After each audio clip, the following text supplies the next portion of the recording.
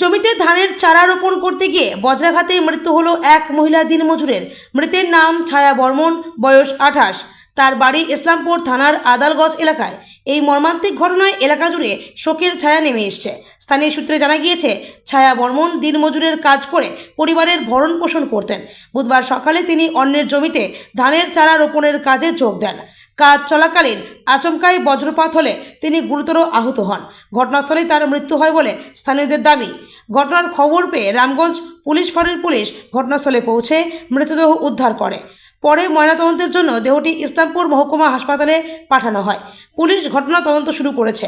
এই আকস্মিক মৃত্যুর ঘটনায় মৃতের পরিবারে নেমে এসেছে শোকের ছায়া। স্থানীয় বাসিন্দারাও ঘটনায় গভীর শোক প্রকাশ করেছেন। বলছিলাম, বজ্রপাত হয়ে মৃত্যু হয়েছে এক মহিলার বা মহিলা শ্রমিকের। এই ঘটনায় শোকাব্দ পুরো এলাকা জুড়ে এবং সেটা একদম মর্মান্তিক ঘটনা বলে সকলে মনে। কি নাম তার এবং বাড়ি কোথায়? আমরা সর্বপ্রথমে আপনাকে সাংবাদিক যে আপনি শোনা মাত্র যে আপনারা ছুটে আছেন তার জন্য আপনাকে ধন্যবাদ। যে চড়ক বাজ পড়ে যে মারা গেছে, খুব দুঃখজনক ঘটনা। খুব গরিব লোক, অসহায় লোক ছিল। তিনি এখানে কাজ করতে আসে যে এইভাবে যে বাজ পড়ে যে মারা যাবে, আমরা সেটা গ্রামবাসী ভাবতেও পারিনি। তো আমরা এটা নিয়ে খুব দুঃখ প্রকাশ করছি এলাকাবাসী, যে উনি মারা গেলেন এইভাবে। তো নাম কি? ওর নাম ছিল ছায়া বর্মন, আর বাড়ি হলো আদালগঞ্জ, আর ওর স্বামীর নাম হলো যোগেশ বর্মন। আচ্ছা, বলছিলাম তিনি এই যে লোকের বাড়িতে শ্রমিকের কাজ করেই সংসার চালাতেন বলে এমনটা জানতে পারছি। তো তার কি বাড়ির অবস্থা খুবই দরিদ্র? হ্যাঁ, বাড়ির অবস্থা খুব একটা ভালো না। খুব ওই যে কাজ করতে আসছিল, ওই যে ধান ধান রুপতে ওরা এখানে কাজ করতে আসছিল, তো এখানে বাজপুরি মারা গেল উনি।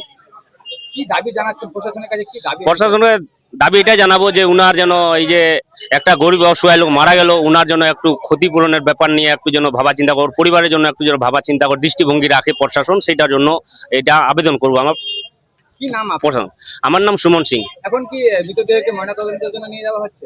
হ্যাঁ, এখন প্রশাসন আমাদের বললো যে এটা বলে ময়নাতদন্তের জন্য আগে হসপিটাল নিয়ে যেত, হসপিটালের পরে তারপরে আবার থানা এখন কি ডিসিশন দেবে। আমরা তো দাবি করবো যে যেন পোস্টমর্টম না হয় যায়। তো চলে গেছে, আর ওখানে কি আর কাটাছিড়া করবে আর। কি নাম আপনার? আমার নাম সুমন সিং। আপনার বাড়ি? আমার বাড়ি আদালগঞ্জ। হ্যাঁ।